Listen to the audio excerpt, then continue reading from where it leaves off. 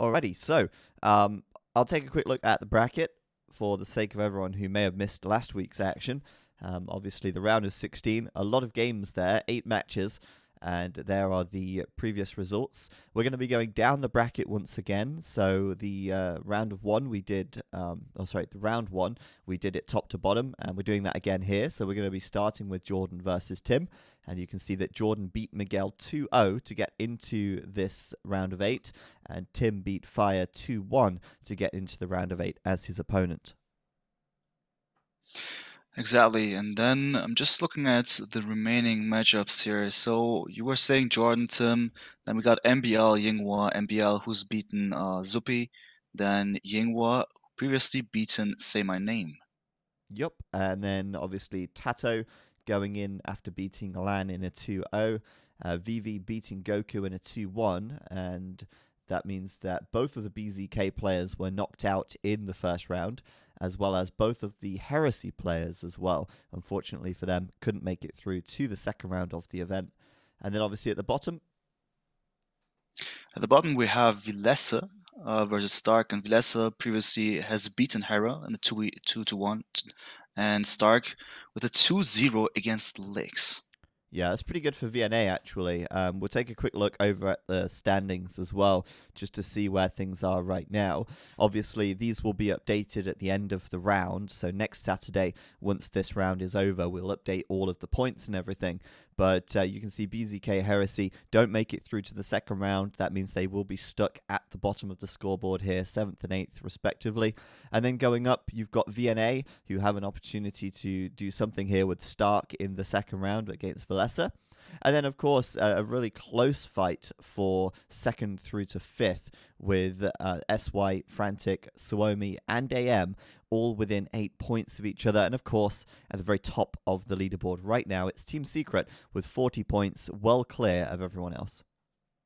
Yeah, that's right. I mean, as you said, it's quite interesting to see how place number 2 to 5 is actually really tight there, number-wise, point-wise, and therefore I'm expecting quite some interesting things that's going to happen. Maybe some decisive matches that will maybe, in the end of this very tournament segment, will result in a lead of one of the teams.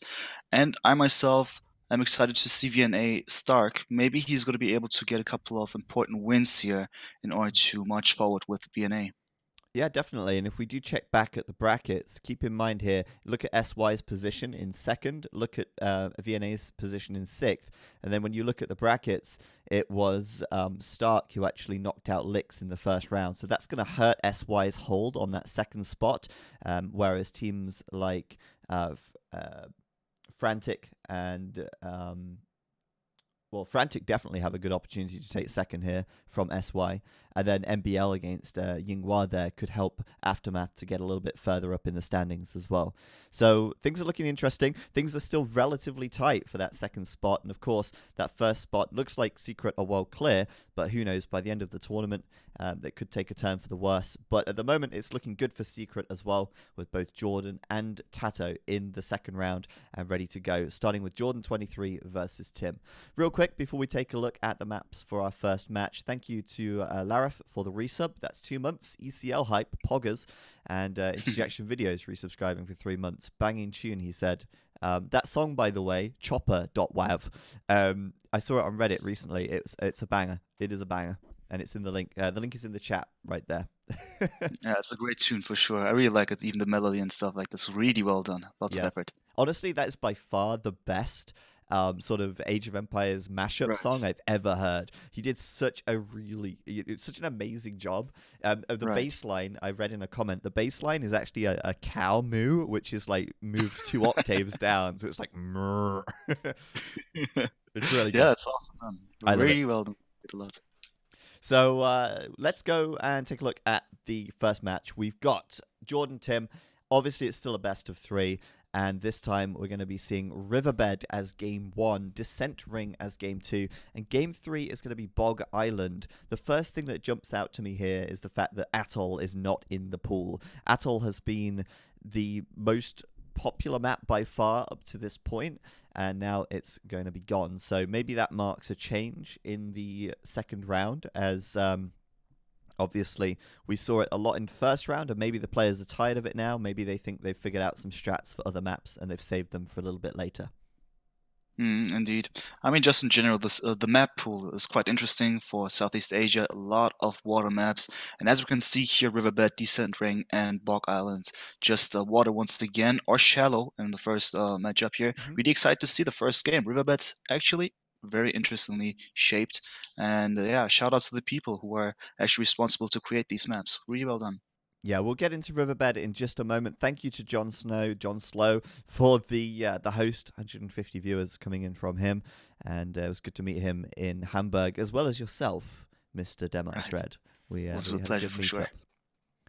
So we're going to jump into the first game now. We're not going to delay things too long. Let's tell Robo to start the game already. Oh wow, that actually played. That was good. I should make sure I keep lobby sounds enabled, sorry, so that everyone can hear the start the game already when I press it. That sounds cool. All right, game is starting. All right, we're going in.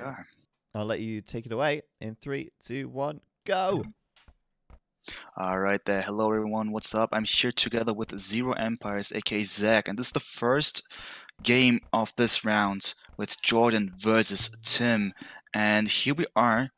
Jordan with the blue color, Tim with the gray color. It's gonna be Malay versus Mongols. Really interesting here. And that's because I expected Mongols for sure. Malay also makes sense. Looks really promising. And yeah, what do you think about this matchup, Malay Mongols? Yeah, so just so you know, I've switched team colors on because gray is really hard to see. Right, so we're gonna have Jordan 23 in the blue there with the Malay, and we're gonna have Tim in the red with the Mongols. Obviously, non-mirror civ matchup, so both players perhaps with different ideas about how to play this map. Riverbed is probably one of the most non-standard maps that we have in the pool here. It's quite an interesting map. You've got these shallows which can be, traversed by land units and by water units. Interestingly, neither player taking something like the Chinese and taking advantage of the fact that the great fish spawns under the TC, providing them with guaranteed quick food at the start of the game. Obviously something that the Chinese can really benefit from, but I think both of them probably saving Chinese for the second game, which will be Descent Ring, where they could be much more valuable.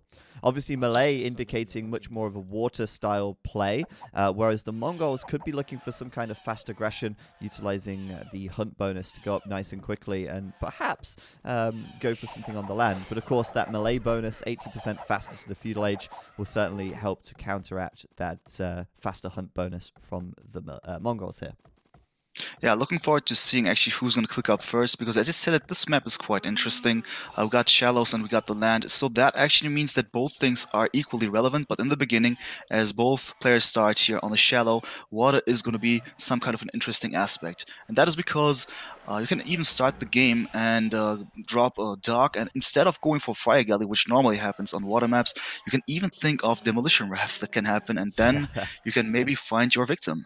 Yeah, getting demos into wood lines, galleys to shoot over walls, things like that. But right now, both players stealing each other's elephants here. I think Tim started it, and then Jordan stole back in response. But that will be net even for these guys as long as Tim gets that elephant back home. Obviously, as the Mongols, if you can steal that elephant, it's a bit more valuable than a boar. It does have 400 food in it compared to the 340 that a boar has. So 60 extra food.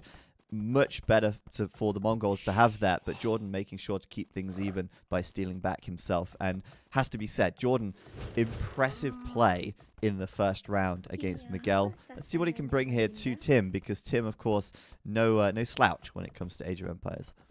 Yeah, that's for certain. Both pairs are really strong. For Jordan, it was never so sure how well he's going to perform, but his latest appearances and tournaments was really pleasant. And Tim, as we all know, is of course one player who has a lot of interesting things done in the past. We know him really well. Same as for Jordan, but this is how it is. I actually like it how both players were able to just pull off a smooth elephant steal here. Everything well done. And it is also important to mention that the first docks are being placed for both players. I can not see the dock for Jordan, just analyzed it. Tim is there with a dock, but Jordan isn't. Jordan instead wants to go for walling here, interestingly. I'm asking myself, why exactly does that, what kind of ambitions he has with that on the right-hand side, but we'll have to wait and see. He just wants to somehow protect himself against incoming demolition rafts. That's probably the idea from the right-hand side. Yeah, I'm actually quite surprised Jordan's not doing a dock yet, because I think a dock would be really useful here. If you look at the map, both players have forward gold. In fact, Jordan's gold is probably the worst, since his main gold is forward and his second gold is forward as well. And then Tim has a main gold forward, but he's got a gold in the back, which certainly helps. Galleys here could be really strong. Right now, though, Tim's up to feudal already. Jordan's not clicked up just yet. In fact, he might cancel these vills and click up now, unless he's really just going to play very late going up to the feudal age here. He's already on 21 vills. And of course, against the Mongols, you can expect them to be up very quickly, and that's exactly what we're seeing from Tim. So Tim could have the jump onto Jordan here, because Jordan's uptime is going to be a little bit slower at this point in time. Yeah, quite unexpected with the melee, Jordan. You can see them clicking up really, really fast, but the thing about that one is indeed the Mongols bonus here taking place, and Tim is now in feudal age, not only with the dog, but also now with a stable incoming here. Checking out the dog real quick, and I don't see any galley being in the making, at least for now. So yeah, just some scouts play, which can be really effective. Yeah, I kind of anticipated those scouts from Tim. I think Tim's playing this very standard. Of course, if he stole that elephant, that would have been huge. Meanwhile, Jordan's trying to wall up as quickly as he can here across the middle, making sure that these lakes aren't, leaving a hole in his wall. Obviously, boats can go through that. But as it stands, Tim sending a villager forward here won't actually get away with it. He will be spotted out and will be chased down by Jordan's 3 militia. Jordan looks like he wants to get the man-at-arms upgrade in a minute, but he doesn't quite have the gold for it yet. Only sent 1 villager out to that mining camp, so things are not going to be going so smoothly for Jordan if he gets caught out by the scouts before that men-at-arms upgrade comes in. Yeah, it's certainly interesting. Just a single villager on gold. You normally don't see this one happening like this, but maybe he has a plan. Currently just needs more gold in order to get this upgrade. Maybe just now he can get it. Actually, he should get it right now, because he's also approaching. There we go, mate. Arms now in the making. But the thing about that one is he's now struggling too much for what he's facing. Huge. Jordan gets a scout pick for free. Well done. Essentially, Tim's scout just kind of bugging out there against the wood line. He kills the spearman as well, which is huge, because that means he can fight with his own scout. But of course, Tim's added in a galley, which means that he can just fire in from the back lines here and do quite considerable damage. And of course, galley's so good value for money with 120 health. Compare that to an archer. It doesn't compare. And so that's going to be a good, decisive win for Tim, as Jordan gets pushed back now. And indeed, he cancelled that man-at-arms upgrade when he saw that they wouldn't be useful. But now look, that gold exposed, and Jordan forced to build a tower. Yeah, and you can see the resources of Jordan. He still has spent his gold, and that's for the sake of a fire galley that is now in the making. Just that 100%, there we go. And that's actually excellently done. As you said, he cancelled the man-at-arms upgrade and instead went for a fire galley. And with that one, he can potentially just buy himself a bit more time together with the tower. That is really important. And I think he's stabilized it for now. Let's see what's going to happen very soon. Yeah. But I think that was really important for Jordan just to adapt to what has happened here. And the scary thing here is that, those scouts can just go straight around the edge. So while Jordan sends out his fire galley and will actually send those galleys away, nearly does kill one, he can actually end up losing his fire galley here to the scouts. There's a lot of scouts out for Tim. And, Jordan doesn't want to get surrounded and end up losing that. But I love this. You can use the palisade gate to bring it back to safety and then repair it. It's such a fun mechanic. I'm really a big fan of this map.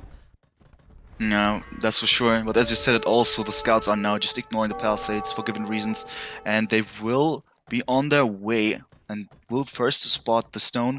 And there's just this one spearman. He has enough numbers to actually engage, but wants to take advantage of this hill advantage, because we also have to mention there's this elevation on both sides of the map. So this can be also potentially really important in engagements.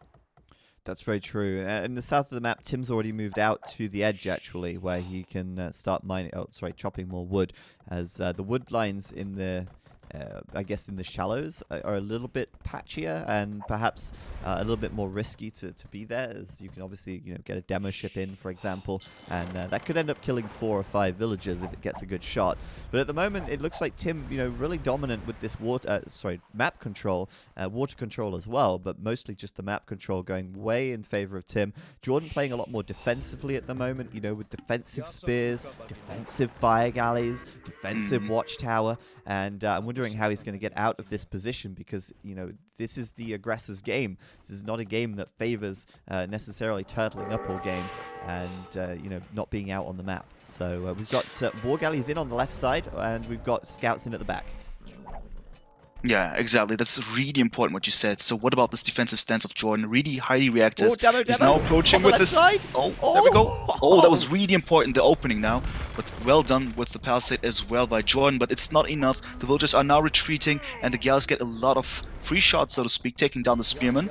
That means that the scouts can finally engage, and a lot of villagers are now under danger that wanted to build a watchtower. But now Jordan is about to retreat. Hit the scouts. You get the scouts. You got 3 scouts there. Huge demo shot, but it might not be enough. The villagers here forced back and can't complete that watchtower. More villagers going down. That demo raf was huge for Jordan though, but it is still a huge loss for him overall as that eco gets absolutely torn apart. Indeed. I mean, that's the one thing. The fire galleys are still trying to get their damage done, but they're being chased by the fire galleys of Jordan. That's good for Jordan, that he can now maybe find a solution. He has a defender's advantage to begin with. That's one thing, but I just said it, the whole damage done, a lot of idle time, a couple of villagers dying like this. So while Tim is outside on the left and on the right on his side of the map, Jordan is still turtled in, as you mentioned it, and this is of course not really good because Tim still has the map control and will potentially surround his opponents as the game goes on. Well, at the moment though, Jordan is still ahead by 1 villager, and he's got a small military lead as well. Obviously, we didn't account for the idle time. We've not accounted for the fact that he's been mining stone to build these defensive towers, whereas Tim's economy obviously a lot more focused at the moment. But I'm questioning what Tim's going to do next. He's quite heavy on the stone. He's clicked up to the castle age. Looks like he wants to get that castle up once he gets there, and for the time being is quite happy with those trades inside of Jordan's base. Jordan right now much further away from the castle age, so you can see the difference there, obviously favoring Tim in that upgrade time. Indeed. The thing about that one is if Tim reaches castle age soon enough, and as you also mentioned, if he gets this castle up, the Mangadai could actually march forward and surround Jordan and keep him away from getting to the elevation and get on the land. And if he does that, he has the upper advantage potentially and can shoot down any approaching villagers or other type of units. So Jordan really needs to hurry up because this can become extremely dangerous. Yeah, that's very true. Obviously, Tim here, if he does get that castle up, does stop getting some Mangadai out. They're so good for raiding, of course, that they probably will deny Jordan a lot of presence around the map. And Jordan still hasn't clicked up to the castle age yet. Of course, the melee, they don't have to click up, super quickly, as they do advance much faster. But I think at this point, obviously, Tim will still be up faster. Look at that demo ship! Oh, man. Pathfinding. Wasted potential there, though. Jordan could have killed so much, but just went around the backside of the mining camp instead of into that little gap between the mining camp and the gold. And wow, that could have been huge. Look at Tim going forward on the north, though, just having a little fight with the tiger. Easy for the female villager there. 1v1 anytime. Indeed. I'm just asking myself what Tim wants to do there, if he just wants to march even more forward and drop the castle land over there, because he still doesn't have the resources for the castle, just a few more seconds left, but instead he chooses to go for the TC. Interesting approach, and saves the goals, denies it for Jordan. Yeah, I mean, that's interesting, isn't it? I mean, he's just waiting for all the hit deer to get out the way. But yeah, he's actually going to go for some knights as well. He's got a knight out now. He's doing husbandry really early. Very, very early husbandry. I think maybe that's just so he can be sure to outrun any demo ships, for instance. That's probably a really valuable tech here. But so quite early to get it, as his opponent isn't castle yet, and he only has 1 knight out on the field. But very few upgrades. Doesn't have any upgrades on the knights at the moment as he expands his TC to the north. It's kind of like a mix here of aggression and eco as he comes forward to drop that castle right on the front of Jordan's base. It's going to be a beauty. It's got to be beauty indeed. In the meantime, Jordan tries to go to the west side of the map, and instead of a TC, I mean, of course he cannot drop it yet because he's not in castle age. He just chooses to go for the watchtowers. Oh, So Demaraf that's coming in. one thing. Oh, it's going to be huge. And the explosion. Tim's going to get 3 bills okay, right nice. there Well and done. deny Well the done. tower. And that's going to be And so it's GG. good. And GG is called. Wow. Wow. That was quick. Wow. Well, there you go. I think Jordan there knowing instantly if that castle goes up, my gold is gone. And that castle was going up, man. I don't think he could stop it. Not with another demo raft coming in. Jordan had no gold on the left side. The right side gold was being taken by Tim. And with both forward golds there, that castle, it was aggressive and it was perfect to close the game out for Tim. Yeah, it's really interesting to see that Jordan was always behind. With Malay, you would always expect him to be just, always ahead in time, so to speak. But he didn't manage to do it. Tim was able to get this momentum from the beginning on, build up the pressure from there, and didn't allow Jordan to take some free space. And this is the result. Well done by Tim. Yeah, I think he played that one really well, and I feel a little bit sad that Jordan didn't really use his civilization to the maximum potential, right?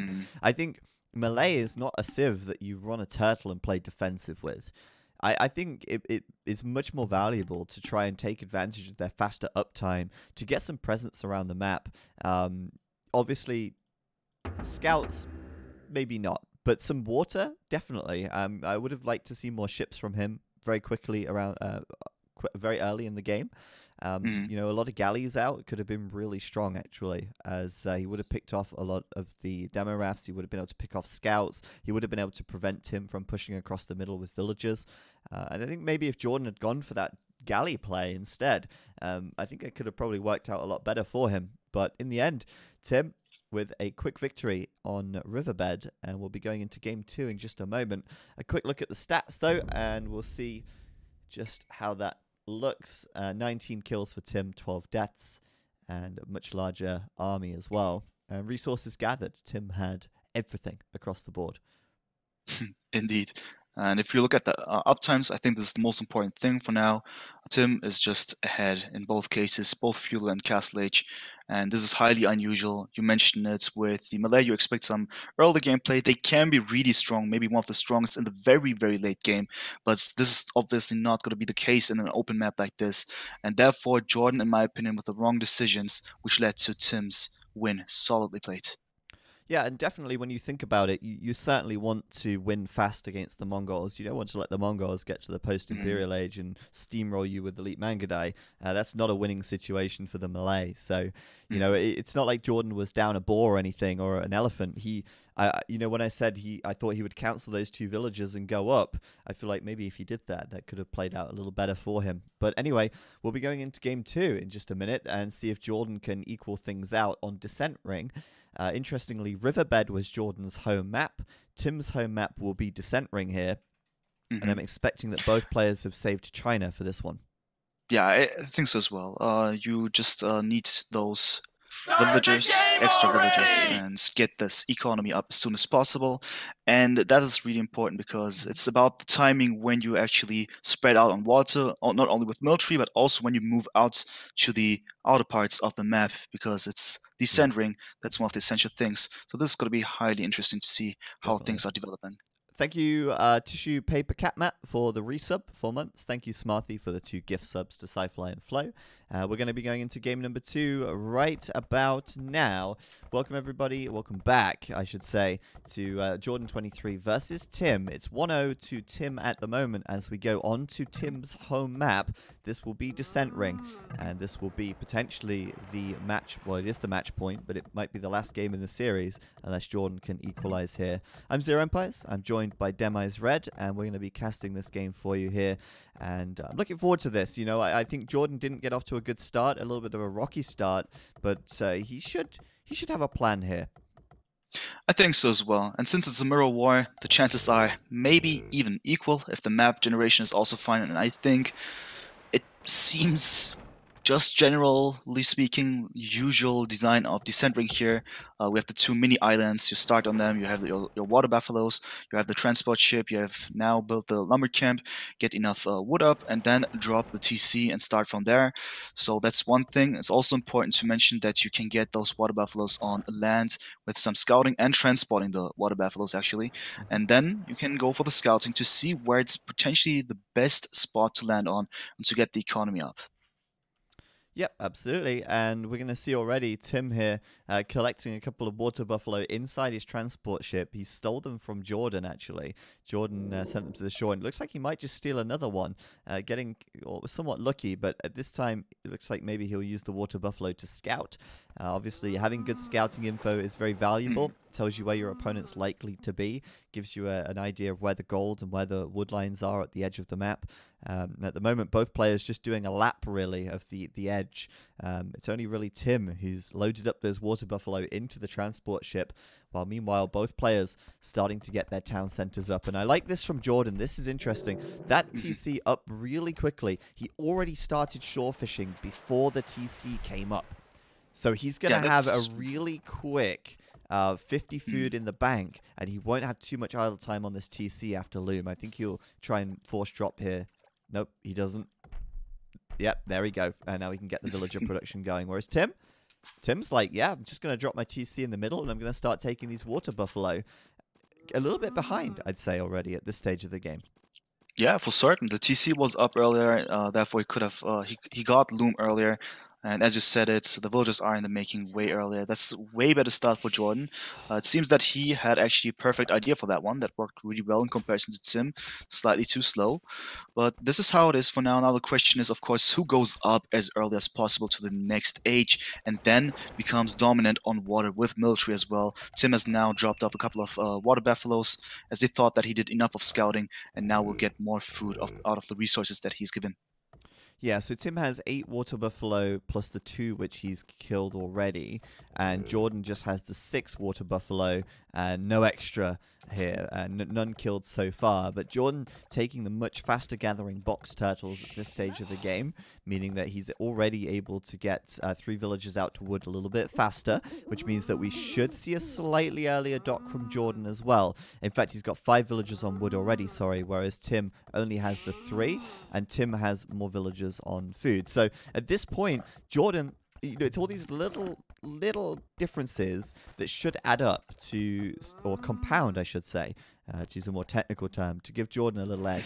He's also going around now starting to collect up some water buffalo from the edge of the map just to bring them back home. And that dock, I think it's going up in just a second. There it is. And that means he'll be fishing a little bit faster. And since he's fishing a little bit faster, he'll get a bit more food faster. And since he'll get that, he'll then go up to feudal a little bit faster. And then he might even win the water. So that's really the main objective here. If you can prevent your opponent getting villagers out to the edge, if you can kill that transport ship, that could be game over right there. Exactly. This is exactly what could happen, and Jordan has all the requirements met in order to actually pull this one off. Get up as early as possible and take over the water with the dominance. A couple of galleys will then prevent landing for Tim. Once that is accomplished, of course, there's nothing you can do about it because the resources on the island that you start on are obviously limited. Tim is now building the first dock. He's behind with that one as well. That's quite significant. And yeah, that's crazy. It's really nice to just see these small differences start to add up. You see, Jordan already has his fishing ship out before Tim's dock is even completed.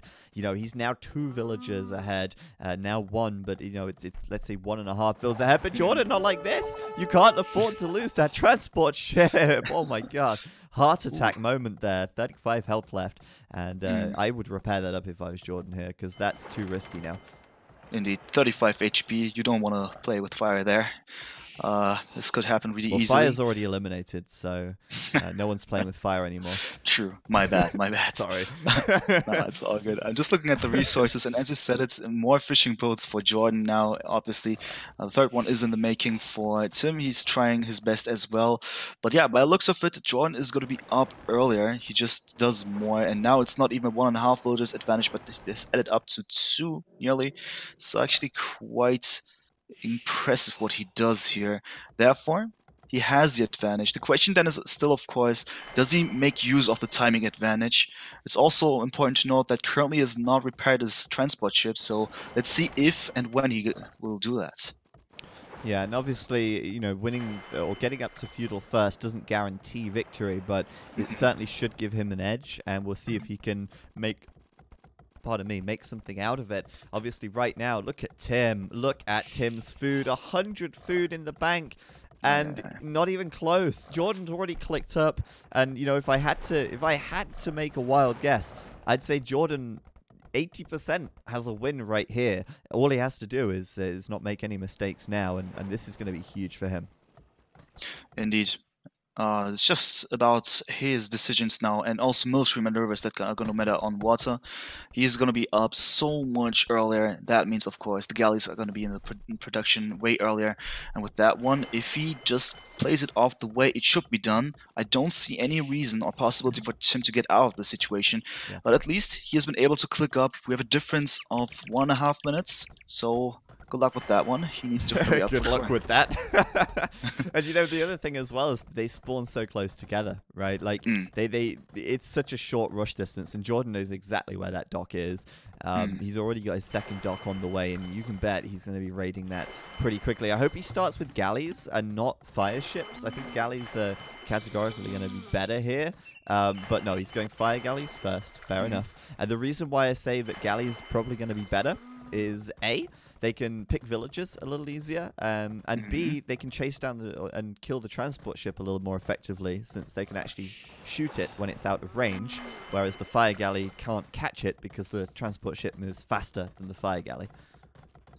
Yeah, that makes sense, actually. The more you think of it, you could play this way as well, but I think, as we all see now, it is just Jordan going for fire galleys with 2 docks, and even a 3rd dock being added. And also something really important that you mentioned is they spawned so close to each other. So is there something like defender's advantage, because both can reinforce similarly at the same time, I guess?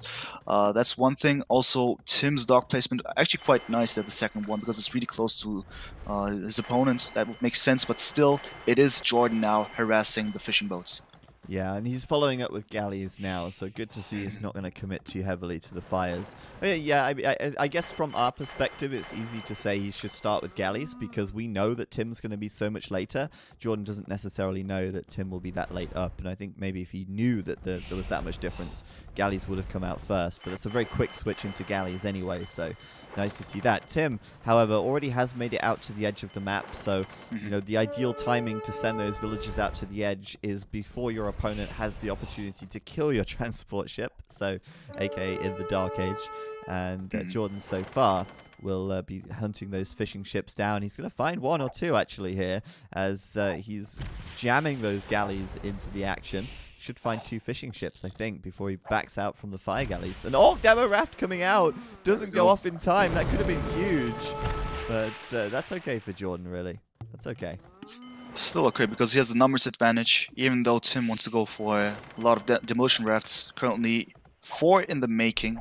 He needs to hurry up, and then he could maybe do something with the potential threat on water. And now we see it, Tim is trying to engage. The TC, though, that was huge. Not really good. Yeah, right? Like, the TC just firing away, and demo raft's coming in again. That's okay so far. He trades 1 to 1, so that's actually good for Jordan there. And at the moment, maintaining a 2 to 1 military advantage and keeping all 4 fish alive, which gives Jordan right now a very significant lead, as well as a 2 villager lead on top of all of that. So things starting to potentially snowball here for Jordan as he's looking to push out once again. Of course, those galleys will immediately pick off that demo raft before too much damage can be done. Indeed. I mean, it's really important to mention what you just said. Having the villager lead and also the fishing boat lead that early on will give him such a great advantage here throughout the game. It matters a lot. The earlier you get this advantage up, the better for you. And this is how it is. We can see that Sim is now trying to leave the islands with more and more villagers currently. He just has a couple of villagers left on his main island. And this is actually good for him, so he can operate on land better. Maybe he wants to go for the next stage as soon as possible, or apply some feudal age aggression on land to harass Jordan on land, and the sides that is. We'll see about this one, but the water seems really bad for Tim because Jordan is up there, 11 military versus 5. Yeah, I think it's really important that Tim has taken as many villagers off of this island as possible already, because if he loses water, then these villagers are essentially trapped and they are dead. You know, Tim will lose this TC and will slowly lose villagers if he does lose water control. You can see it already, Jordan trying to harass that gold mine, but of course the TC is in range. Once War Galley comes in and Bodkin Arrow is researched, yeah, he'll be able to pick those villagers off easily, and, well, even with galleys, he's already achieving just that. So, good for Tim to evacuate as many villas as possible right now. Might get tough to send any more away with Jordan hovering around here. But on the edge of the map, we see a blacksmith coming up for Tim. And that's about it. Obviously, at the moment, Jordan, significant lead in military, in fish, in villages, everything. Everything. He's even able to harass Tim on his island there and also protect himself in front of his own island. As you can see, the fire galleys are now struggling because there are way too many enemy ships here taking everything down. So Jordan is stabilizing the situation really adequately, and also in addition, he's just keeping Tim where he is on his island. But I'm also curious what he's going to do on the outer parts of the map. Tim has now placed the blacksmith, as you said, but it doesn't seem quite evident where he wants to go with that. So for now, it's just the engagement on water, and it becomes even bigger, the gap between the two military-wise, 18-5. I see little hope for Tim on water. He needs to do something.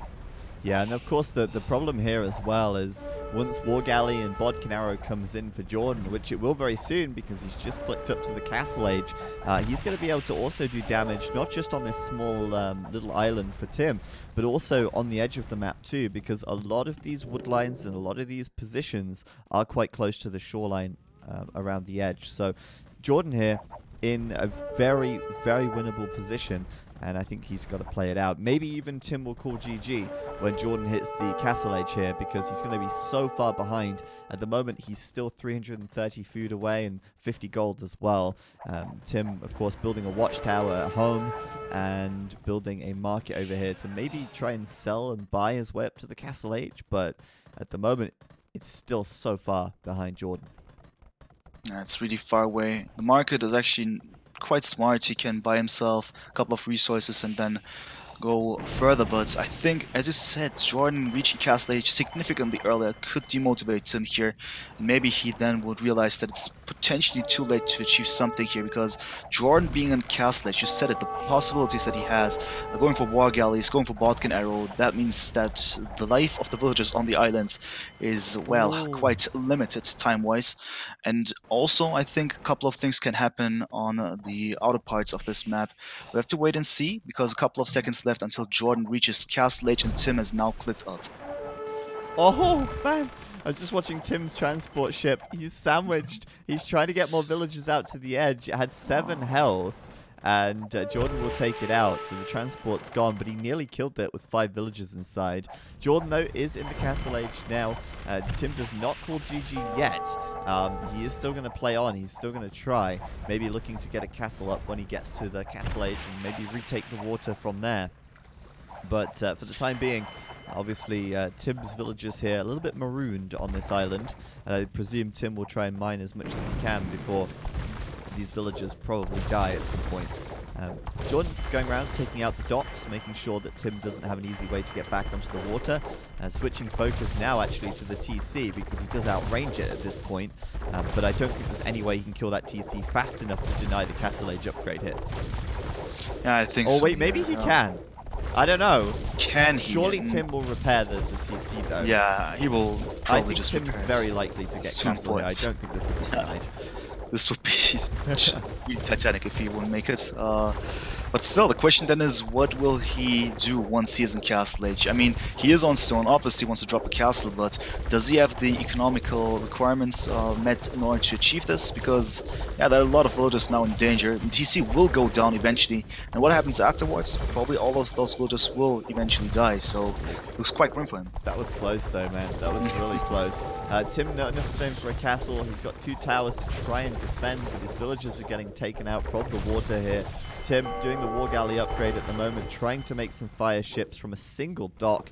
And at this point, you have to wonder why he's still playing on. It looks like this dock might get denied, actually, with War Galley in it as well. If he can just Hits it again. It's gone. 97% Denied. denied. And so Tim is well and truly GG at this point. But he's building a new TC on the edge and maybe trying to reboom. I don't know. It's just so unlikely. Tim redoing War Galley, but I put my money on that dock dying as well at this rate. Yeah, that's for sure. There are way too many War Galleys at this point. Indeed, yeah, that's going to be over for that. War Galley is going to be just denied once again. And yeah, the TC being rebuilt, important, but he's still so far away from catching up and being on the same level, just like Jordan is. And Jordan, in the meantime, well, he has the time of his life. TC is up there on the left-hand side. Even the monastery up in order to get a couple of relics that he spotted. And this seems really convenient for him. And Tim getting botkin arrow now, just asking myself what exactly he wants to go for. At this stage, it's going to be really tough to actually achieve anything with this very situation. Oh yeah, I completely agree. I think it's kind of a waste for Tim to play on at this point, really. I don't want to be defeatist or anything or disrespect Tim, but yeah. I just think, you know, your opponent, you know, he's so far ahead. Look at the score difference even, you know. It's huge. And, you know, Jordan isn't going to be on 1 TC at this point. Of course he's going to continue to build his eco behind this. He's not going to start slacking just because he's beat you on the water and, you know, he assumes the game is won. Tim is trying to go back onto the water with a couple of fires. Jordan, meanwhile, making some fires of his own. He's making more war galleys of his own. Of course, he sees that fire ship upgrade now, and he's going to immediately find these docks as well and start killing these. So it's going to be tough. Obviously, Jordan's eco is going to be really good. He's got 6 fish against 0, and he's got the villager lead as well. So for Jordan at the moment, it's really, like I said, just a case of playing this one out, and unless he makes some serious mistakes, I don't see how Tim's going to pull this one back. I'm just trying to maybe interpret something from the structure of his base that he's built on the corners. He has built stone walls, for instance, in order to block Jordan from attacking from the left-hand side. Maybe he just thinks that he can turtle his way until he's strong enough once again, but the water being absolutely lost at this point, 20-3 military on water, doesn't seem to be too promising. Also, no fish for Tim at all, for obvious reasons. Jordan instead could have made use of water for such a long time. I don't know. Tim thinks that he has chances, and of course, he has the right to proceed. Why not? I'm just asking myself when he wants to march forward and actually do something, because he actually needs to hurry up to kind of equalize the situation that he is in. But instead, it's actually Jordan spreading out even to the north now with his villagers. Jordan, as you said, will potentially just play this one out. Yeah, Jordan's deleted his town center on his island now because he doesn't want to accidentally queue villagers from it anymore, as there's no resources left here. Tim, meanwhile, has nearly mined all the resources from his island. And the problem here for Tim is that these villagers are kind of going to be stranded. They can't really do anything. You know, Jordan can actually send his villagers out to the edge and he can farm, whereas Tim's villagers might end up getting a little bit stuck here. However, Tim is trying to come back. He is trying to make more fire ships on the water. He is trying to take that fight against Jordan. Jordan, recognizing this, adds 2 more docks on the edge of the map, and it looks like they've done a little bit of weird walling shenanigans on that east side as Tim goes forward with some villas as well. But at the moment, yeah, Jordan basically backing out to safety with those villas and trying to maintain that water control. Yeah, the thing about that one is he, and I mean Jordan, was on just 20 to 22 military all the time because he understood, okay, I for now won the water, there's no need to produce any further units. So Tim actually used this opportunity to mass up his own army. Now it's 23 to 12. But as you also mentioned, Jordan has built more docks now, so he will get back on water. Every time he sees Tim doing something on water, he will be there in order to attack. And this is what he does. A lot of villagers now in danger, as well as the war girls being under fire, but Wargal is obviously countering the very issue here for Jordan, who is now being pushed back. So Jordan needs to be a bit careful not to lose the control. And for now, seems interesting that Tim is actually able to spread out once again. Jordan adding in quite a lot of demo ships, actually. It looks like he wants to try and bring Tim a bit closer and then send the demo ships in. See what he can find here. Oh, that's huge. That is huge. That demo ship could not be better for Jordan. That hits 5 or 6 fires, then he can easily clean up the rest, which are reduced to nothing. And look at that. From 12 military down to 5. Jordan, look at this score. It's ridiculous. Right now, Tim dropping a forward barracks and stable. Jordan's there, counter castle, ready to go. And he's just playing so well at the moment. This is not a situation that Tim can come back into with Jordan playing like this. Yeah, Tim actually has the right ideas at this point, but the execution is, well, it's kind of limited due to the, let's say, realistic conditions here. As you said it, he wanted to go for this barrack stable in order to produce a couple of knights, but then Jordan is way ahead. This is why he can just afford a castle to deny this very thing. So that's not going to work, obviously. So I'm just not so sure how Tim estimates the situation right now. Immediately making a ram, immediately training a Chuko Nu, catching those villagers in the corner as they try and build the watchtower. These little things. Finally, Jordan will lose his transport ship, but it doesn't really matter. Those villagers on the watchtower, they might actually build it. They might complete it. There's a knight coming out from Tim here as well before the stable does go down. But, I mean, yeah, okay. You build a watchtower, you save 4 villagers. What are you achieving, really? Not a lot. Let's be honest, not a lot. Indeed. At the same time, Tim has just lost nearly the entirety of his navy. There was this little engagement, and Jordan did really well. Okay. And that's one additional blow to Tim's intentions here. In the meantime, Jordan going for Imperial Age. I'm just looking at the resources of Tim. He's also about to click up. There we go. Has now clicked up, so he's not too far away timing-wise, but still economy is significantly better for Jordan. It's not the hugest gap ever. We're talking about 12 villagers here, but it has been like this for a long time. That's what matters. The score tells us a lot as well. 3-2 relic distribution, and also military, the hugest advantage now. Just 33-3. Tim is still in it, but is he in it to win it? Looking at the map as well, Jordan has got the majority of the outer ring at the moment, at least. And he's even trying to build a watchtower here to prevent Tim from chopping these 3 trees, It's like just these minor details which are fascinating. But I'm quite surprised, Tim's actually managed to get those villagers off of his island and back to safety. So Jordan perhaps, letting that one go for free and could have been something where he could have gotten even more of an advantage, but yeah, Tim does slip away. Jordan, of course, maintains that military on the water, 38 versus 6, and we'll have Galleon in just a moment as that tech comes in now. Obviously, having the water is so advantageous because you can park your boats at the shore, you can lock down the choke points between the wood and the water in the middle, you can raid, you can do so much, and obviously none of that is available to Tim at the moment because he just cannot get onto the water at this stage in the game. Jordan even doing shipwright here to make sure that, of course, his ships will be cheaper and he can continue to maintain that water dominance. I'm just trying to understand the things. Currently, I just checked what kind of military buildings Tim has, and he just has docks and a blacksmith, and that's all. I mean, he doesn't have a barracks anymore, no stable, no nothing. In the meantime, Jordan has all the variety, and especially the castle and the siege workshop. So he is producing a couple of Chuko Nus. He makes sure that he takes care of Tim and the remaining spots that is under the control of Jordan, obviously, to the north.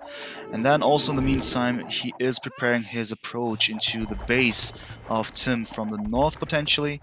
So these things happen, and in the meantime, Tim is just focusing on water, going for galleons. Makes sense. At the same time, though, the water, well, the docks are being taken down, and it doesn't seem to be realistic from Tim to step up the army numbers on water in order to engage once again. It's just too dominant what Jordan is currently presenting us. So just watching Tim with a little troll in the north there. Jordan ends up converting that knight. He's got it in the corner to try and stop it getting converted. It's like, what is the value of a knight at 44 minutes when you have, your opponent has 150 pop? Is it really worth it? I'm wondering what Tim is doing right now. I mean, this can't be serious to, a serious attempt to win this game now. It's 88 population against 160. He's trying to boom as best he can. He's losing villages all over the place now to this raiding. He's trying to perhaps get back on the water, but his docks are dying faster than he can build them. And Jordan is all too aware of how to win this game. He's not going to make mistakes. Indeed. I mean, that's the only thing that Tim tries to do, get back on water, but it doesn't seem to be realistic. You said it. He's just losing more than he builds up, actually. And also on top of that one, Jordan getting Cavalier even, Yeah, so that's a good getting idea. skateboarding armor.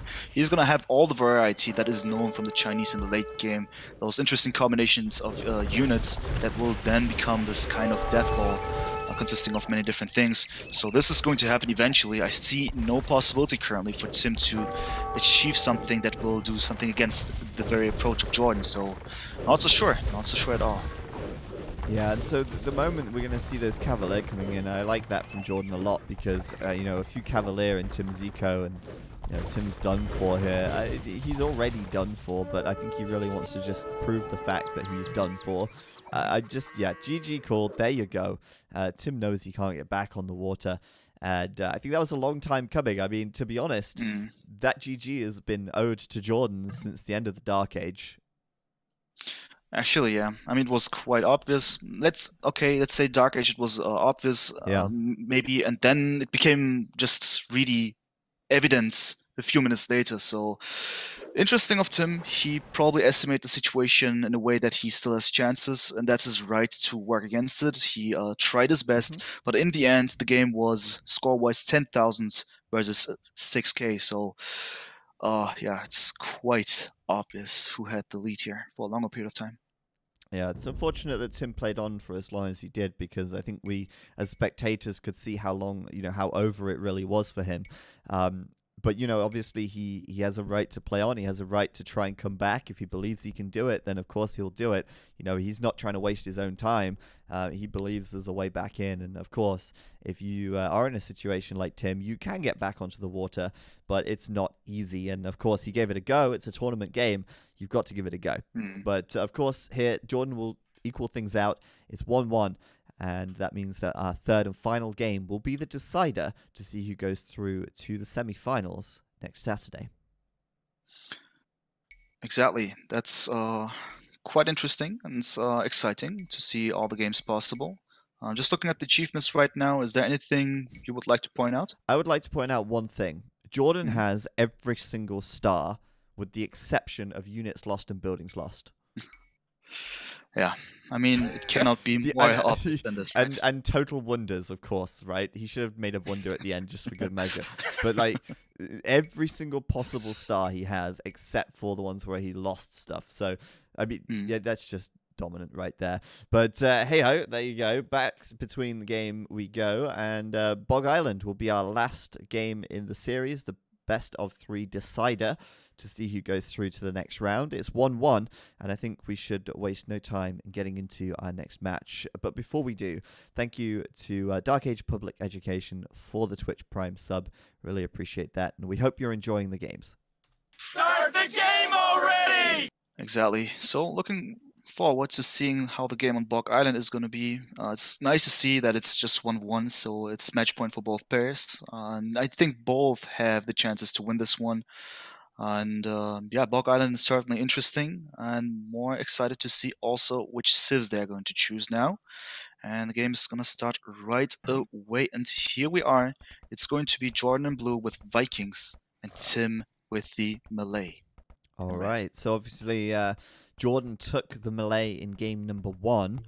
And at this stage in the game, or at this stage of the set in game 3, you don't have to actually pick a civ from the pool. You can pick any civ as long as you do not repeat a civ that you've already played. So Vikings now coming out for Jordan. Tim, of course, taking the melee. He doesn't have to take the melee, but he probably thinks the melee are the best civ for the map, and that's why he's chosen them here. So obviously both water civs for both players, and we'll see if that you know, it plays out in one player's favor or not, because I feel like the melee may have the early advantage against the Vikings here. I would definitely agree. How I see the game developing right now is Tim with melee should probably make use of the 80% uptime advantage that he has. And with that one, just apply pressure early on. But if the Vikings go to the castle age, it can become really, really tough for any kind of opponents because they have access to great units, water units that is. Their unique unit is really infamous. And if that happens, of course, Tim can start to struggle. Ideally, for him, that doesn't happen. Ideally, he will apply enough pressure that Jordan will not be able to maybe succeed, especially number-wise until then. But we'll have to wait and see. For now, both players are trying their best to get up to the next stage as soon as possible, and this is how it is. Yeah, and of course the Malay should have the edge with that feudal upgrade time, and we'll see that. I'm sure we'll see that very soon. I think we talked about this in the first game. I think Jordan should have played more aggressively with the Malay, should have used that bonus more, and tried to be more active around the map. In my opinion, Malay here have the edge, and if Tim plays it that way, Tim could play slower and go up with a more eco and try and play a more eco style game, but I don't think that necessarily works out in his favor. A quick demo raft into the wood line could be huge, for example, and you can see already that Jordan's gone for the wood line at the back. Now, this is typically the better wood, the wood on the mangrove forest. I don't know what you call this terrain, but basically the shallow terrain here. The wood lines out here are generally better than the wood lines on your starting patch of land, as you can see. Tim, of course, opting to go for that. But that means that those villages are a little safer from any potential raiding, whereas Jordansville's a little more exposed until he walls up. Exactly, until he walls up. I think to the left-hand side he can wall up quite nicely. To the right-hand side it should be possible. I guess the edge over there he can just build a palisade there, I strongly assume. If that's possible, yeah, that's definitely possible. So he could be safe, at least if it comes to aggression, navy aggression. And then he should be just okay and has access to a great woodline, at least in comparison to the other woodlines that are available in this game. So good for him. Also smart of him to go for loom, just in case, because obviously in this case we have rhinos here, and they deal a lot of damage. It's always smart, even though they spawn quite close to the TC, always smart to have it as soon as possible. And this is how it is. Also good scouting here. Tim is quite aggressive here, and I'm just looking at his vision. He knows about the enemy position, and Jordan has not found out about this yet. He has his dog up, and just looking at the score here, Jordan is not utilizing his fishing boats yet. He just scouts with them. It seems now he goes on the fish, so that was He's a bit also odd. housed. Wow, he's really housed. Look at this. Goodness me. Jordan off to a rocky start, actually. Very rocky start. He's housed. He's now behind a villager, and he's at the moment walling up quite heavily, I think. This is probably a good idea, because if the Malay do go aggressive, you probably want to have those walls up before they come at you. But still investing a lot of resources into these walls, villager time, the wood cost, and that just gives Tim this opportunity now to probably go up to the feudal age in a moment and try and push hard. Yeah, maybe, but that's the big idea here. Jordan is aware of this, that Tim is going to be up as early as possible, so he tries to get up those walls as early as possible, and then I don't want to say turtle up, but just make use of the safety that he has in order to somehow make use of the great economy that he has, because we also have to admit Vikings have a nice economy. They get free wheelbarrow and later on also handcart, so he can make use of that one. And this is why I think it's okay, even though, as I said, a lot of villager dedication is required for that one, so it's a lot of idle time. Villagers not dedicated for the sake of the economy, so that's one thing to keep in mind. And Tim also going for the next age, the first, as expected. Yep, and it's going to be way faster. Jordan hasn't even clicked the feudal age yet. He's got 2 villagers in queue. Tim will probably be feudal before Jordan even clicks up, but I think Jordan's aware of that. I think he knows that. What's interesting, though, is that he's made a 5th fishing ship. I mean, probably using that cheaper dock to save that wood and get that 5th fishing ship out. Typically the fish will pay themselves back quite quickly. So if you can find another one of those deep sea fish and get it, it would be good. It's kind of to the north here, and he hasn't scouted it, so he'll go on the box turtles. But it's like 3 extra villagers, and by the time they die, they probably will have paid themselves back at least. For now, though, walled up, and pretty much fully walled up except the front of his base. He could be susceptible to some land aggression, but it's almost certain that Tim will do something on the water. I'm just looking at where Jordan has placed the flag of his TC, and he sent one villager directly now on gold. Whoa. I mean, on water maps that's completely normal, but looking at the resources, It's an FC, man. seems that as he could go to Castle Age as early as possible, and then just make use of the bonus that he has with the civilization in Castle Age. Could make sense. Yeah, this is going to be an FC from Jordan, going up on 26 villagers with 5 fish, walling up like crazy, of course, and he'll try and save that fish for as long as he can. Of course, the fire galleys are now coming in from Tim, so these fishing ships' days are numbered. But if they can drop their food before they die, they've paid for themselves already and given Jordan that all-important food that he needs to click up to the Castle Age. So it seems like the game plan here: wall up, turtle up, you know, get to the Castle Age and make longboats. That seems to be the game plan. And of course, Jordan can build docks back here on the right side of his base, behind his walls even, and do just that. So we'll see if this pays off, because obviously he's lost his fish now, but Tim probably won't be able to do too much damage to Jordan's economy unless he perhaps makes a demo raft or something and tries to bust through the palisade walls and hit the back of Jordan's base. Exactly, and this is what could happen on the right-hand side. I just looked at those palisades on the right-hand side once again, and I thought at least, yeah, that's quite far away. If he just busts through, then, well, basically Tim has all the advantages on his side and could apply pressure from there. So Jordan needs to be really careful. At the same time, now building a stable and a market, it's quite evident what is going to happen very, very soon, going to the Castle Age. So I just want to see him going on stone, maybe as soon as possible. Oh, wait a second, I just forgot. You don't need a castle anymore to produce the longboats, right? Yeah, that's perfect. Yeah, he's fine. He's fine. You Should need be working. Castle Age, but you don't need a castle. And for Jordan, that's cool. So I'm disappointed that Tim hasn't made a demo raft and gone to the left side and broke this palisade, because if he could just demo raft that and send 5 or 6 galleys in, he'd kill a lot of vills, and or at the very least send them toward the TC and cause havoc inside of Jordan's base. On the right side, he's trying to break through over here. Jordan will already place a watchtower down in advance, and for now he's not able to re-wall behind this, so this villager will have to go back. But one dock up for Jordan. He will need to maybe build some more. This dock in the middle could die, but I think he's yeah, I don't know, he's not got the most wood at the moment.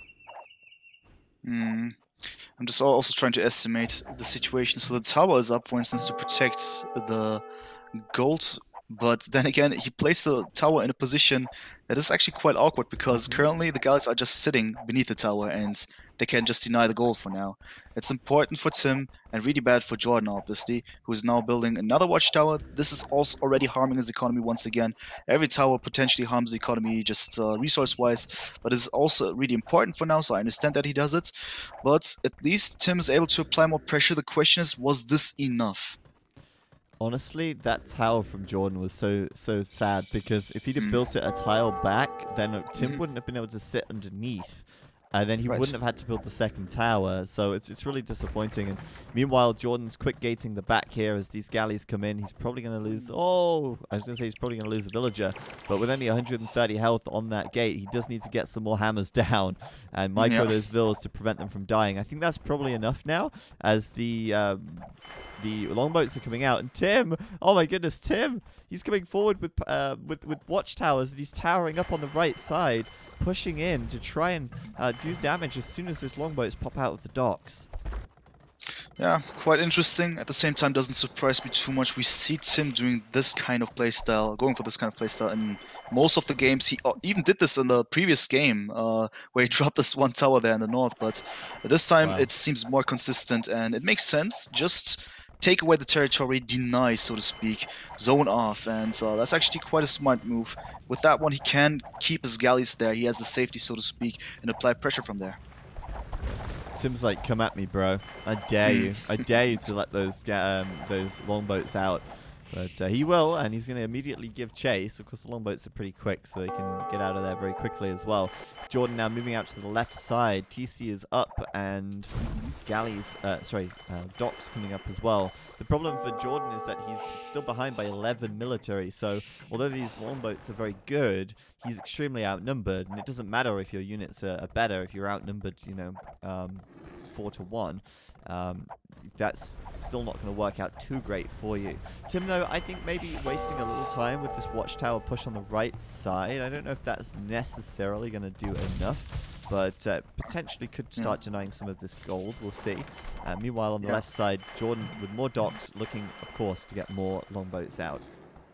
I like this idea of Tim, though, with the watchtowers, because, as I said, if he denies this gold, the result would be no more resources for his longboats. So I see that this can work, and currently the gold is now denied. So the tower on the left-hand side of Jordan is not doing too much for the sake of the skulls currently. So I think Tim is in a good situation, because not only does he have the military advantage, at least for a bit now, because I can also imagine that Jordan will try his best to just go up with as many longbows as possible, and he still has enough gold on the bank. Currently struggling with this with the wood, because he has built a lot of docks and the TC. I think if Tim keeps up the pressure successfully, this will be really tough for Jordan, especially because of the gold.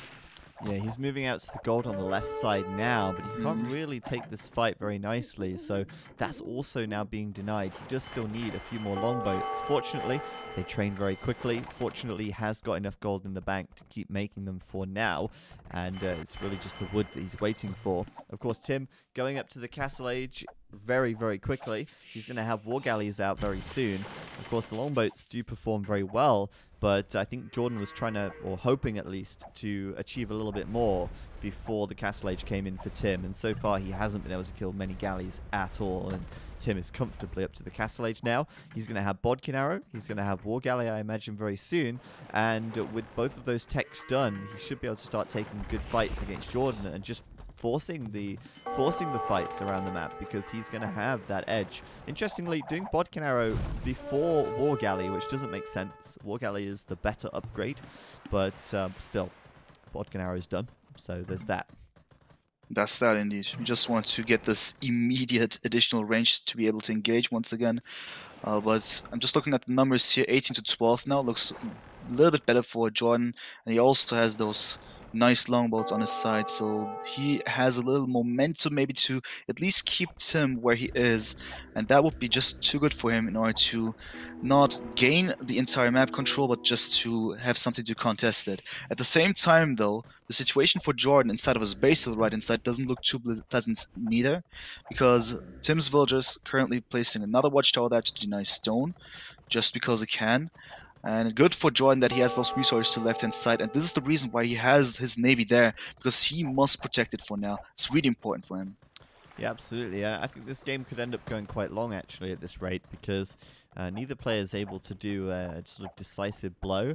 Interestingly, though, Tim, as you say, will continue to tower up the right side. He's going to start stealing some of that stone from underneath Jordan's nose, and Tim didn't attack quickly. You know, he did Bodkin Arrow, but that War Galley was kind of late because he didn't have the food for it, and so he hasn't been able to take a good fight against Jordan yet, which means that that's given Jordan time to get more longboats out, and that could be good for Jordan here, as Tim now starts to go in toward the back of his base, but Jordan has got the advantage in military count, so we'll see what he can do here. Yeah, the maneuver is actually smart, because he tried to avoid the contact with Jordan's navy. At the same time, you mentioned it, the military is better for Jordan, and also is quite a dangerous spot, because you should only go for this kind of risky, or let's say aggressive move, if you are sure that you will win the engagement. Tim, though, now understands that he may not win this, which is why he now retreats, and now we have the first engagement. This is going to be important. Whoever wins this is going to be set for the rest of the game, as they'll take a very large advantage right here. It looks like Jordan has an advantage right now. He's trying to use runner longboats, but he doesn't realize Tim actually has ballistics. But it won't matter, because he will clean this navy up. Very decisive victory for Jordan there. And suddenly, Jordan with a massive military lead, and can start to push out across the map and retake a little bit of map control, and maybe do some damage back to Tim's economy, because he's been under pressure for a long time this game. Yeah, what I also like is that Jordan, while engaging here with Tim's navy, was also able to drop a tower inside of his base back to, I mean, where his woodline is, close to there, in order to block the route for Tim's villagers. So he was actually so focused, but at the same time had enough space in his mind to actually get this important tower up. That was quite important because now he has some kind of safety to march forward with his navy, which he currently does in order to apply pressure for the first time himself. Yep, and he's going in right now, diving deep, and I feel like Tim, maybe a little bit of an overinvestment into towers this game. He has built so many towers, and that's a lot of stone, which hasn't been turned into a castle, it hasn't been turned into ships, it's been turned into static defenses, and these kind of forward towers, which, let's be honest, have they achieved that much? Yes, they pushed him off of gold, but Jordan's able to take gold on the left side. Yes, they're being a nuisance, but Jordan can now push across the map and maybe do some damage as well. So I don't know. I'm not sure about this, to be honest. I'm not a huge fan of this many towers at the moment. And Jordan, he's falling behind in Vils, but he's after taking that big fight up in the top, he's looking in a much better position. Yeah, true indeed. At the moment, I also don't like what Tim does there with the towers. That was a bit much of an overcommitment, maybe. Jordan now getting ballistics, and Tim tries to get up enough of his navy units in order to strike back once again, but it's not enough. He just currently makes use of the tower that he has on his wood line to just protect himself. That's really important to keep the army numbers safe for now, because he needs more and more to be able to get on the middle of the map once again, but he doesn't do it. Instead, he has a little other different army towards the middle of the map, tries to engage there as well with fire ships. Good for him, because currently Jordan's army tries to retreat and get back in order to deal with the situation arising in front of his base. Yeah, Jordan here is going to lose a couple of villas on the goal, but he will be closing in from the back to try and clean this army up. Longboats do pretty well against fire ships, so it's not all too bad. Tim knows that this navy is going to die. He'll take down as many villages as he can before inevitably getting cleaned up. But again, not too bad. He keeps that villager lead and maybe even widens it a little bit. There's 5 villager difference at the moment as Jordan goes out to the far west of the map to build a TC. Very, very far away, but on gold, because at the moment his main gold, or his original gold, is still being denied for the time being. So we've got a siege workshop coming up for him, and Tim has a siege workshop in the back as well, which Jordan at the moment doesn't know about. And I wonder if Tim is going to be using that to maybe make some rams and take down Jordan's towers as well. Yeah, that's one thing to keep in mind. It's actually smartly done by Jordan to get the siege workshop up just in case, and I guess that's because he... Oh no, he's producing them better now, so he just probably wants to take care of the towers, and that's all. Maybe he anticipates that something will come up because Tim is not moving with his villagers, but instead Tim now has his own ram prepared and is on the way to take it down, so it's going to be a little ram fest that's going to take place. Meanwhile though, on water some stuff is also happening. Jordan is now marching forward once again in order to harass the wood line of Tim, it seems, and he's there. Oh, he is, yeah, and well, Tim just doing guard tower, that's a huge upgrade, and of course pathfinding, meaning that Jordan can't quite make it into that wood line. I think he wanted to try and go under the tower here, but it didn't work. Tim even rushing up a tower behind it, and all things considered, I think now that he's got guard tower, these towers are actually doing work. He'll sit under here in the south. Jordan's going to go in and raid a wood line.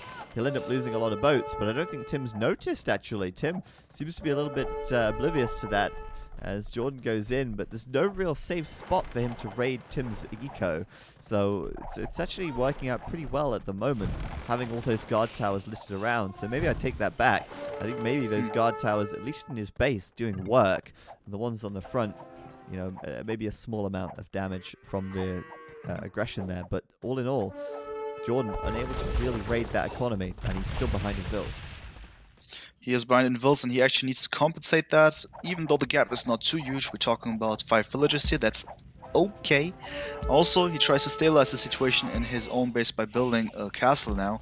I think this could be quite of a definite solution, at least for now, if he keeps Tim where he is in order to prevent him from just going through even further. And then the engagement on water in the middle of the map. Once again, Tim is there to take care of Jordan's army, and it seems quite successful because Jordan is not ready to engage. Instead, he loses a lot of longboats here. Unnecessary. He could have maybe thought about saving them, but yeah, he didn't. That was really quite bad, actually. Like, some of his units went back. A lot of them just sort of stood there and attacked the dock while they were getting attacked themselves. And it seemed like, all in all, that was a really poor engagement for Jordan in the end. And Jordan here will try and get a castle up to maybe regain control of that gold. Meanwhile, he's getting some eco techs in while trying to expand on the water, but on the land.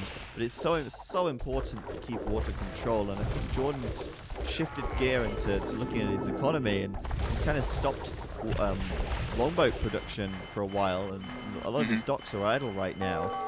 Doesn't have the wood to actually produce them, and that's costing him because he needs to keep water control in his grasp.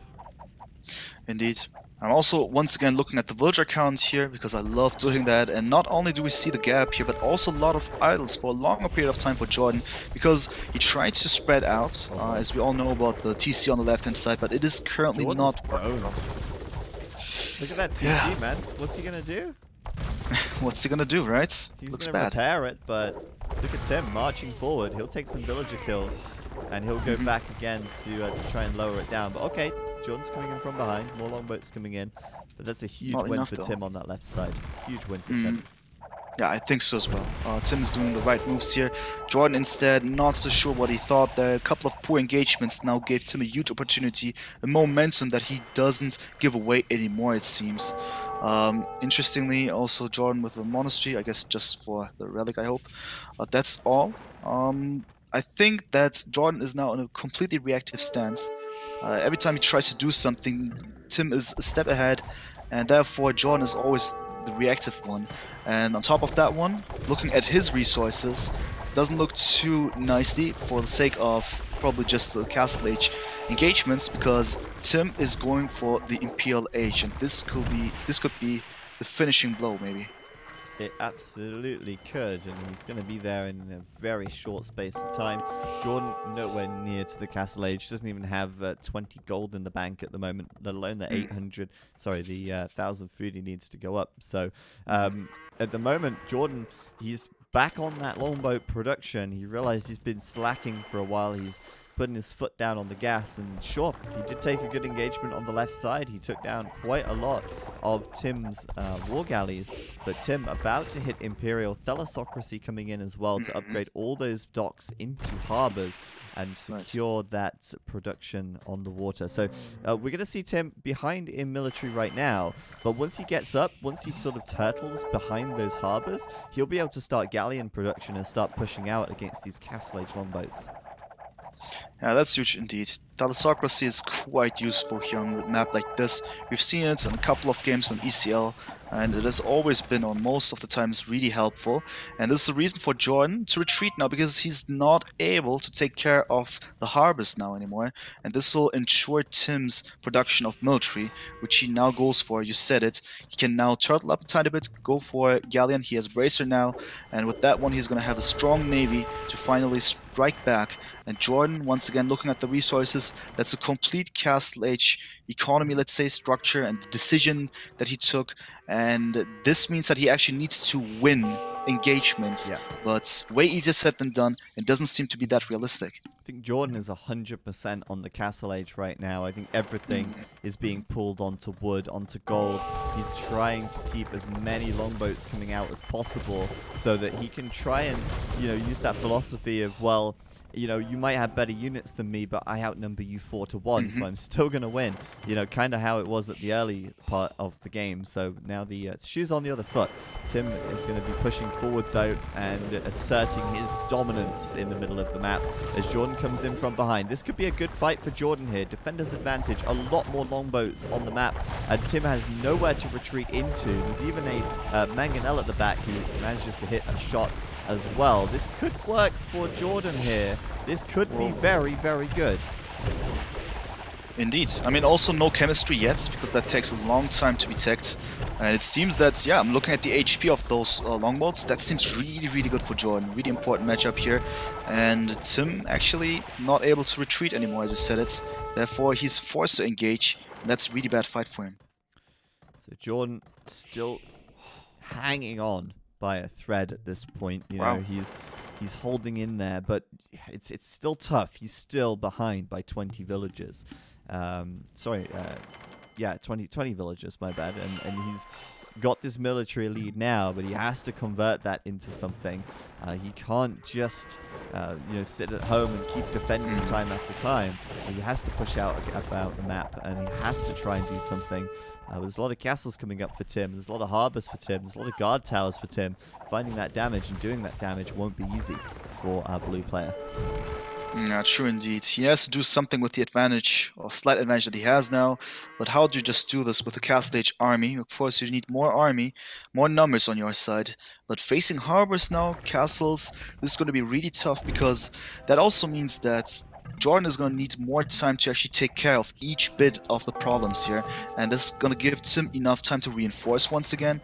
Not only that, he also gets murder holes now, just for the sake of having no minimum range anymore for castles and towers. And on top of this one, he finally also makes use of the imp unit's trebuchets, and that's quite important, because with that one he's going to create a gap on the right hand side of Jordan's base, eventually pushing through with Kermit warriors. Yeah, he could certainly start raiding on the land at some point, but we'll see if that's in his playbook at the moment. Tim is rich; he's got so much gold, but his people are starving because he's got no food in the bank. It's like, why can't I eat this gold? I wish this gold was edible. Like it's great to be rich, but you still got to go to the supermarket and buy some food sometimes. And maybe Tim's getting a bit lazy. So at the moment, yes, pushing in and taking out some of that economy. But Tim is going to be against the Imperial Age Jordan in just a moment, and Jordan will upgrade those longboats, I imagine, providing he can afford to. Of course. Question is, will he be there in time? Because we're talking about Kermit warriors. Still, they have just +2. They definitely require +4 to become quite, let's say, adequately tanky then. Maybe it'll work as long as Jordan doesn't have the upgrades yet, because he's not in Imperial Age yet. But he has this fast unit. Kermit warriors are really, really quick when it comes to raiding. And still, number-wise, not there yet. Tim needs to produce more. Once he has it up, maybe he's fast enough. Jordan needs to hurry up for sure. He at least has a huge base. That's really important of him to have spread out that much. Maybe he is going to be able to survive. Maybe. He's going to try and take another fight here on the water. Galleon versus longboat, but again for Jordan, not a great, not again, but this time even, not a great fight. A lot of his units sort of coming forward, a lot staying at the back. He's not grouping them together like he would like to. They're all sort of spread out, and it's looking a bit messy. That allowed Tim to even the numbers a little bit. And of course, those karambits, they only count for half a population. So at the moment, the military numbers can be a little bit deceiving, as they're not telling us the true number, I believe. But still, Tim here, trying to raid. It might not be possible for him to do too much damage with the karambits if the longboats are around. But that does then mean that Jordan has to maybe keep some longboats at home. Maybe he has to focus on defending rather than being able to push out across the map. And that's a situation that he cannot win. So it's looking really good for Tim. Tim has 2 of the 3 corners of the map. 4 corners of the map, and he's got a lot of the gold as well. So for Tim right now, things are looking very solid. He's even taking Jordan's gold, or will be soon. Yeah, that also means that at some point Jordan will be starved out. And this, of course, highly unfortunate for him then. Heated shot even kicking in very soon, as well as elite Kermit warriors. So yeah, as I said, having the dominance, more corners than the opponent, is really important. Huge navy, and very soon also quite a decent army of Kermit warriors that he's going to have. And with that one, slowly but steadily, he will be pushing in. And as I said, Jordan being a defensive stance, that's fine, but this will not win in the game. Tim will go forward, taking over the left-hand side now as well, getting rid of the remaining towers over there, killing a couple of villagers. So not only from the left-hand side, but also from the right-hand side, he's going to be there. Yeah, and I like this from Tim. Heated shot coming in, the guard tower tech done. It means that he can push out around the map without having too much fear of raiding at home. Jordan will come in with the elite longboats to take out a couple of those trebs, 3 in fact, before backing away, and maybe he'll head over to the left side to face those galleons now. Tim finishing off careening to get that +1 defense, and his ships are fully upgraded. Jordan missing chemistry, but that is in the tech queue at the moment, and Jordan right now, yep, sending out the longboats to try and chase that army down. He knows he can win that fight with these numbers. This is how it is. I mean, Jordan actually tries to solve the issues here. He has a huge navy. Question then is how successful he's going to be. I like the fact that Jordan now tries to operate on the left-hand side. This is an engagement, not only defensively, but he now wants to engage on water and take down the trebuchets, most importantly. Yeah, he got all 3 trebs there, and I'm quite impressed he managed to click the left-hand trebuchet and not a galleon, but he snipes them off, buying himself a little bit of time to prepare his castle, and maybe, you know, maybe add a few more longboats in here to try and take this fight and win the engagement. But my main concern for Jordan this game is the gold. His gold count's going to get low pretty soon. This gold in the north is getting raided now as well. The gold at his base is being mined out by Tim, and there's not any gold left on the left side either. So Jordan at the moment in a position where he has to keep control of the gold, and he's got to be very careful not to throw his army away unnecessarily, because he might not be able to replenish them later on. Also, he needs to operate on 2 sides, while Tim has conveniently split up his army, because he has Navy on the left-hand side and Caramid warriors and trebuchets on the right-hand side, as well as a couple of boats that will harass every now and then. So I think Jordan needs to move from the left to the right and left and to the right, and he now has split up his army. He has Navy on the left and on the right. This will, of course, overall just weaken his strength with his armies as he split them up, and the engagement on the left-hand side doesn't look too healthy for him now. He's pushed back now as there are many galleons of Tim. He needs to retreat and seek shelter in front of his castle there. Question is, of course, does he win this one here by being so defensive? Obviously not. He needs to have some kind of master plan, or at least have some kind of idea to get this counter rating up, because he also obviously needs to slow down Tim somehow. Easier said than done, though. Yeah, definitely. And Tim just kind of being annoying on this right side. You know, there's only 1 treb left, but he's just picking away at stuff. He's got guard towers here, so Jordan can't engage. And meanwhile, Tim's pushing on the left with his navy, and Jordan has to come and respond to this at some point. Jordan has the military lead right now. He's going to take the fight any second now. We're going to see it, but that castle is gone, the TC is gone, and Jordan is piling those longboats in there. Both players are committing to this. This could be the final fight of the game if Jordan loses it. Of course, it looks like at the moment he's pulling ahead slightly in numbers. Hard to tell. Of course, those longboats, they do stack up really close together, so it's a bit misleading sometimes. But it looks like half of Jordan's navy is going back. Jordan, you've got to be very careful. You need to make sure that that fight is won. I think he's very clear on that victory on the left side, while on the right side he's heading over there to chase those galleons down as well. Jordan might be able to do this. He's diving forward to pick off the trebuchet as well here, and making sure that they don't get away for free, and that's an expensive loss for Tim. For sure. I mean, so many trebuchets also down. It's incredible. I also liked it, you mentioned it, he also pulled off away with his part of his longbows just to protect the middle of his base, so to speak. And he's there in time. Tim's navy now on the back foot is just moving away now. It's actually beautifully done by Jordan. That was really good. The engagement was really good. A lot of galleons down and also a lot of trebuchets. It's kind of not completely equalizing the situation, but still a very important win for him. Maybe giving him some kind of motivation, more boost for his mentality. Yeah, this is bad though. He's got to back up here, losing a lot of longboats for free, and that military count, it was an advantage for Jordan. It's now neck and neck once again as Tim continues to build guard towers around the map. I mean, how annoying is that, really? That's very annoying.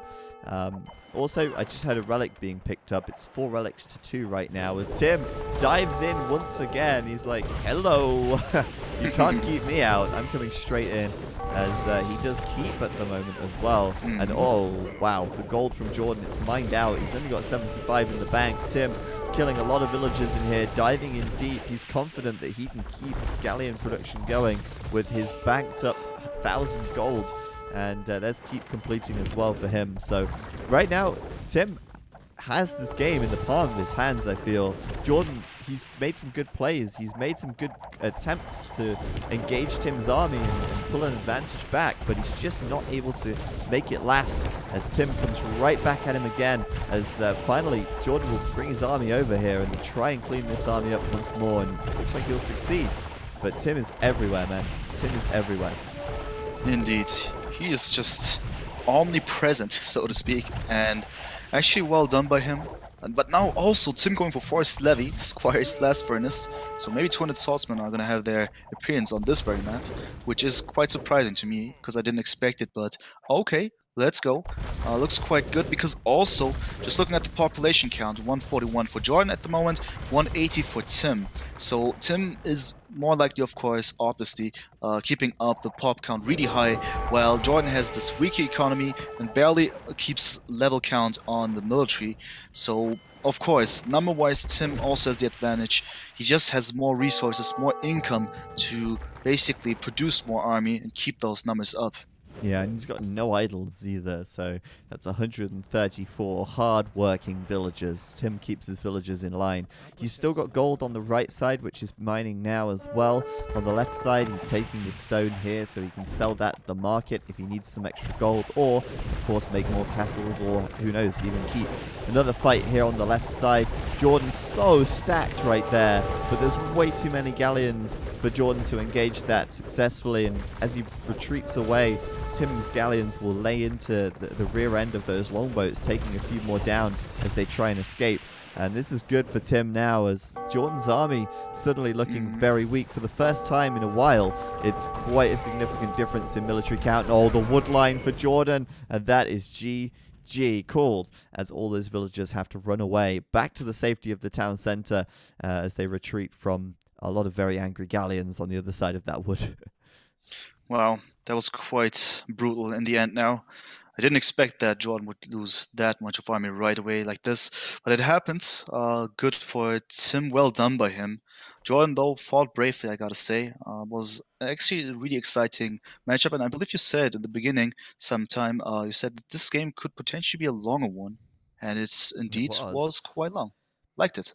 It was the longest game we've had yet, at least, today, and it was, I think, you know, mostly in part to Jordan's strategy, going for the fast castle. Right. It was a kind of risky strat. It's somewhat risky strat, right? But it's definitely a good approach, and it's not something that we've seen too often. So I credit Jordan for trying it, and you know, he nearly made it work. Obviously, Tim got quite aggressive and took advantage of the fact that Jordan was playing so defensively. All in all, Tim didn't do too much damage to Jordan in the feudal age. But you know, Malay, great economy, able to come back into it very quickly with those faster upgrade times as well. And all in all, at the end, Tim's map control really allowed him to snowball that game and grab all that extra gold, which, you know, when you're gold starved against on a water map, there's not a lot you can do. There isn't trash for the water. You can't make a boat that only costs food and wood. It doesn't exist. And so that gold absolutely pivotal to your victory, and that is a result of map control, of course. Yeah, map control in this case is really important term to be used, because together with the keeps now, he started with watchtowers obviously, and that early on build up the pressure. We were asking ourselves, is this good? But then he utilized this kind of building just in order to save the zones, the space that he gained from his attacks. And in the end, I can see a lot of towers all over the place. Well done, and of course really tough for Jordan then to get out of the situation again, to get back map control. And ever since, defensive stance, and well done by Tim to just finish it off just like this. Yeah, for sure. Well played to Tim. Good win for him, and even the KD in the end was very close. Actually, the largest army, one difference on the KD. But look at the resources. That's the real story here. A huge amount of additional resources for Tim in every category. So. All in all, and lots more to come as well for Tim. You know, that additional villager population working overtime to secure him that win. Really, really well played. So GG's all round as we have our first match done. We have, of course, MBL versus Yinghua coming up next, and wow, scheduled time for that to start is 15:30. It's 15:34 right now, so we're pretty much right on schedule as well. Good stuff. I'm gonna put some music on real quick. We will just have a quick 2-minute break here, or 3-minute break. I'll put 3-minute timer up, and we'll return just after a short break with the next set, MBL versus Yinghua. So stay tuned. Yes.